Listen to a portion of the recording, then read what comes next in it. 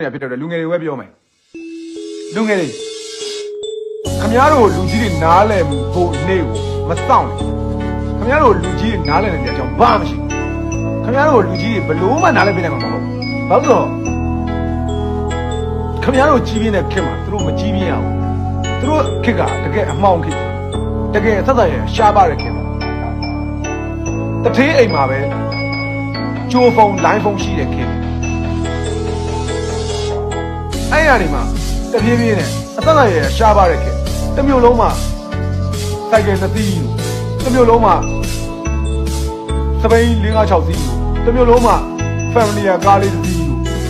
မာစာချစ်လေး2စီးဒါမျိုးခစ်တွေကလာကြတာအဲ့လိုရှားပါပြီးတော့အမတန်လောင်ပိတ်ခံထားရတဲ့ခစ်တွေကိုဖြတ်ခဲ့ရတဲ့မာသလာနဝဒနာဖာသိန်းသိန်းနဝဒသိန်းသိန်းပေါ့အဲ့ဒီကြီးကိုအမတန်ရှားပါခဲ့ရတဲ့ခင်ဗျားတို့အဖေတွေဘိုးဘွားတွေဟာခင်ဗျားတို့ဒီနားလည်နေကြအကြောင်းဘာမှမရှိဘူးအဲ့ဒါသဘာဝပဲအဲ့ဒါသဘာဝမတူလို့မွေးမွားကြီးပြင်းတဲ့ခစ်တွေမတူဘူးမတူဘူးဗျာဆက်ဆက်ရမတူဘူးဗျာဆက်ဆက်ရမတူအဲ့ဒါသဘာဝပဲဘာကြောင့်လဲဆိုတော့သဘာဝမလို့ပဲမတူခစ်တွေမတူလို့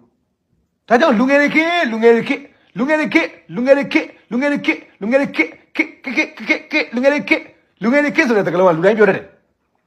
ဒါဆိုလူငယ်တွေနေရာပဲလေအမှန်လေးလူငယ်တွေခစ်ပဲလူငယ်တွေခစ်ပဲစောက်ဖို့တွေမပြောတဲ့လူကြီးတွေနေရာပဲလူငယ်တွေခစ်မှန်းသိရင်ပြောတော့ပြောရသေးတာပဲလူငယ်တွေခစ်ပဲလို့ပြောတော့ပြောရသေးလူငယ်တွေကိုနေရာပေးလိုက်တော့လေ